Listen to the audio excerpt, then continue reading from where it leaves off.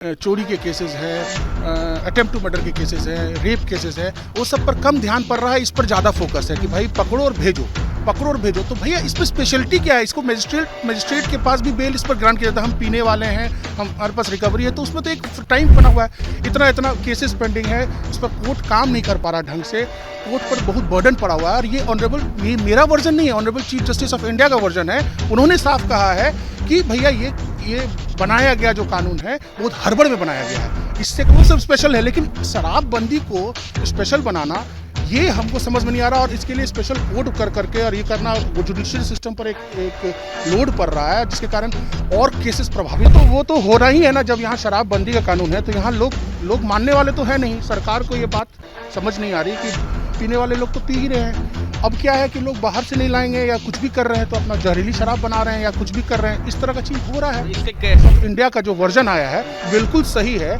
इसमें कोई स्पेशलिटी नहीं है, और ये जो कहा जा रहा है कि अग्रिम जमानत और ये सब की जो है इसको ये किया जाए कि नहीं मिलना चाहिए, ये गलत बात है।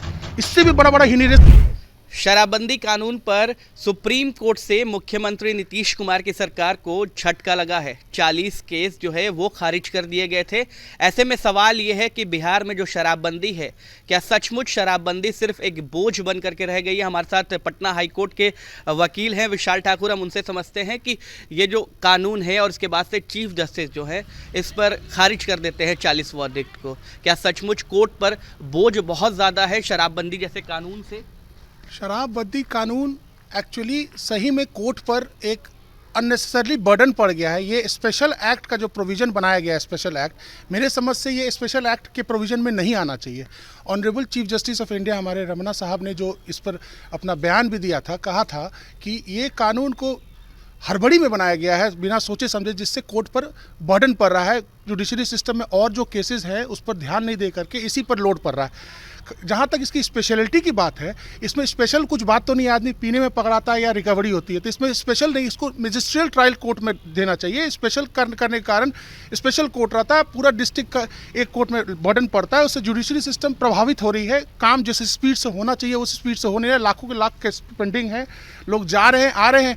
हमारा बस ये कहना है कि ये शराबबंदी कानून हर जगह, मतलब कि कहा जाए हर स्टेट में भी लिकर का एक नियम होता है, ये होता है, तो उसका फाइन ये सिस्टम होना चाहिए। लेकिन ये बहुत हड़बड़ी में बनाया गया है, जिससे कोर्ट पर जो काम करने का सिस्टम वो प्रभावित हो रहा है। आप रोज कोर्ट जाते हैं और कोर्ट में जो ऐसे केसेस आते हैं और अन्य केसेस आते हैं, तो जो अन्य केसेस हैं उन पर कार्रवाई हो पाती है या फिर सिर्फ लोग शराब जो पी करके आए हैं उनकी ही तमाम चीजें कोर्ट में? तो शराबबंदी के कानून का इतना भीड़ लगा रहता है। ये कोरोना काल का समय है, अभी भी कोरोना काल में पकड़ थाना पर भी बर्डन है, थाना पर भी पकड़ के ले जा रहे हैं। और जो केसेस है, मर्डर केसेस है, चोरी के केसेस हैं, अटेम्प्ट टू मर्डर के केसेस हैं, रेप केसेस हैं, वो सब पर कम ध्यान पड़ रहा है। इस पर ज़्यादा फोकस है कि भाई पकड़ो और भेजो, पकड़ो और भेजो। तो भैया इसमें स्पेशलिटी क्या है? इसको मजिस्ट्रेट के पास भी बेल इस पर ग्रांट किया जाता है। हम पीने वाले हैं, हमारे पास रिकवरी है, तो उसमें तो एक टाइम फ्रेम बना हुआ है।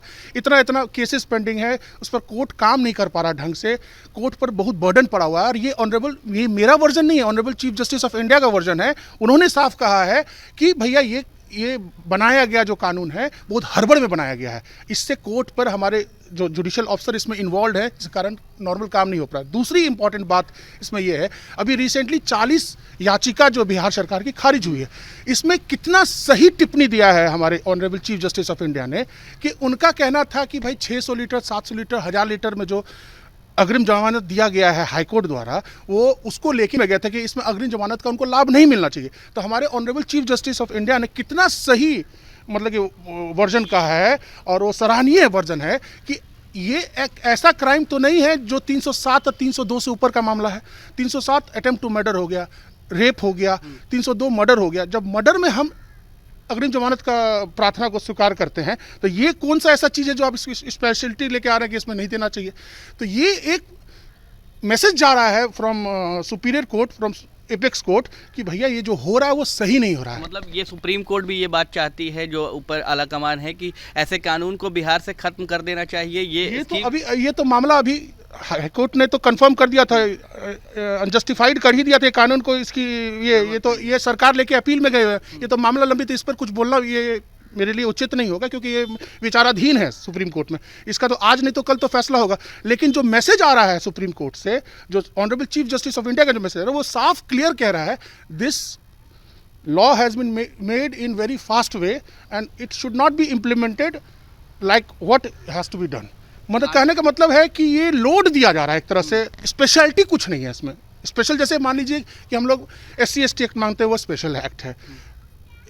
इलेक्ट्रिसिटी के केसेस होते हैं और भी बहुत सारे NDPS है, तो वो सब स्पेशल है। लेकिन शराबबंदी को स्पेशल बनाना, ये हमको समझ में नहीं आ रहा। और इसके लिए स्पेशल कोर्ट कर करके और ये करना जुडिशियल सिस्टम पर एक लोड पड़ रहा है, जिसके कारण और केसेस प्रभावित हो रहे हैं। पुलिस पर कितना दबाव आप देखते बहुत हैं? दबाव है पुलिस को, तो ये मतलब कि प्रेशर है कि भाई पकड़ के भेजो, दूसरा काम नहीं है पुलिस को। अब यही काम है कि भाई ये इसी में लगे रहो।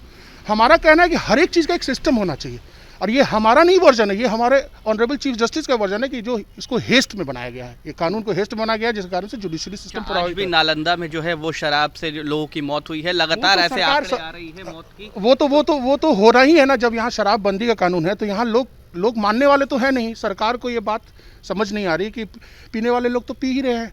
अब क्या है कि लोग बाहर से नहीं लाएंगे या कुछ भी कर रहे हैं तो अपना जहरीली शराब बना रहे हैं या कुछ भी कर रहे हैं, इस तरह का चीज़ हो रहा है। तो इससे जो मौत का आंकड़ा है वो बढ़ रहा है, तो इसको सरकार को सोचना चाहिए। ये तो इसमें तो सरकार को निर्णय लेना चाहिए कि इसमें क्या करना चाहिए। सरकार को इसमें कठोर स्टेप लेना चाहिए कि क्या कर सकते हैं। केवल FIR कर देने से और जेल भेज देने से अगर सॉल्यूशन हो जाएगा, तब तो फिर तो जेल भेज। आपसे आखिरी सवाल यही है कि आप क्या मानते हैं कि शराबबंदी जो कानून है, इससे सचमुच फायदा हो रहा है बिहार में? हम ये मानते हैं कि जो honourable chief justice of India का जो वर्जन आया है बिल्कुल सही है। इसमें कोई स्पेशलिटी नहीं है। और ये जो कहा जा रहा है कि अग्रिम जमानत और ये सब की जो है, इसको ये किया जाए कि नहीं मिलना चाहिए, ये गलत बात है। इससे भी बड़ा हीनियस क्राइम में जब अग्रिम जमानत की याचिका को सुना जाता है, उसमें बेल दिया जाता है, तो ये कौन सा बड़ा कानून है? कोई बड़ी बात नहीं कोई बड़ी बात नहीं है इसमें। हमारे साथ पटना हाई कोर्ट से वकील थे विशाल ठाकुर, जिन्होंने तमाम बातों को जो है वो हमारे सामने रखा।